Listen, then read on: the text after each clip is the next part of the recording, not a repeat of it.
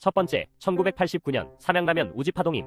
익명의 투서로 시작된 삼양라면 우지파동은 몇몇 라면 업체가 공업용우지를 사용한다는 내용으로서 당시 사회에 큰 파장, 그 즉각 시민들의 분노는 걷잡을 수 없이 커지고 당시 불매운동과 함께 공장 가동은 되었고, 이 결과로 삼양식품을 비롯한 5개 업체 대표와 관계자 10명이 구속되었음. 이 사건은 결정적 오해로 시작됐는데, 미국에서는 사고를 먹지 않아 우지를 공업용으로 분류, 이 미국식 분류체계에서 생긴 오해였음. 실제로 사건 발생 2주 후 보건사회부는 우지는 인체에 무해하다고 발표했지만 이미 여론은 싸늘하기만 했고, 삼양식품은 시장 점유율이 30%대에서 10%대로 하락, 90년대 초까지 수백억 적자를 기록했음. 7년이 지난 1997년 대법원은 결국 최종 무죄를 확정했지만 삼양식품은 이미 큰 대가를 치르고 난 이후였음.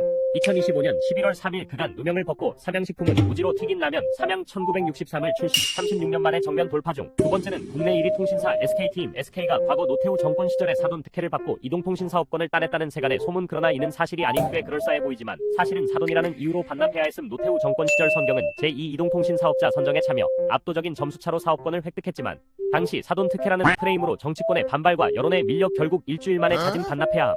최근 드러난 사실로는 당시 청와대가 오히려 자진 포기를 종용하는 공문을 보냈다고 함. 이처럼 사돈의 특혜를 본 게 아니라 사돈이라 더 눈치를 봐야 했고 불이익을 받아야 했던 거임.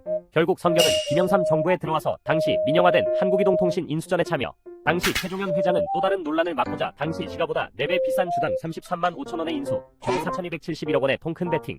이처럼 SK의 이동통신 사업 인수 스토리에는 대통령 사돈 특혜가 아닌 오히려 역차별 속 빛난 통큰 베팅이었던 것임. 훗날 이 결정이 지금의 SKT를 만들고 SK하이닉스의 밑거름이 되었다는 사실. 해외 가짜뉴스 대표적 사례는 스타벅스임. 때는 2000년대 초 인터넷에서 공유되던 한 통의 편지에서 시작되었음. 스타벅스 창업자인 하워드 슐츠가 고객들에게 직접 쓴 것으로 전해진 이 편지의 핵심은 여러분들이 마시고 있는 커피는 미국과 이스라엘의 동맹에 기여한다는 내용이었고, 이 내용이 당시 인터넷에서 블로그나 SNS 등에서 빠르게 확산되면서 이후 20년 동안 스타벅스는 전 세계적으로 불매운동에 시달려야 했음. 그러나 결국 이 루머는 사실이 아니었음. 반유대주의 블로그인 스피디아에서 해당 내용을 조작한 것으로 밝혀짐. 그럼에도 불구하고 2023년 가자지구 전쟁이 발발하자 다시 루머가 재확산되면서 중동과 동남아시아 중심으로 불매운동이 번짐에 따라 피해는 실적으로 직결.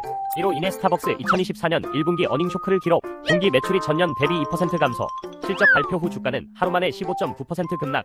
역시 선동은 단 한 줄의 글로도 가능하지만 단박은 수십 장의 페이지가 필요하다는 말이 진짜인 듯.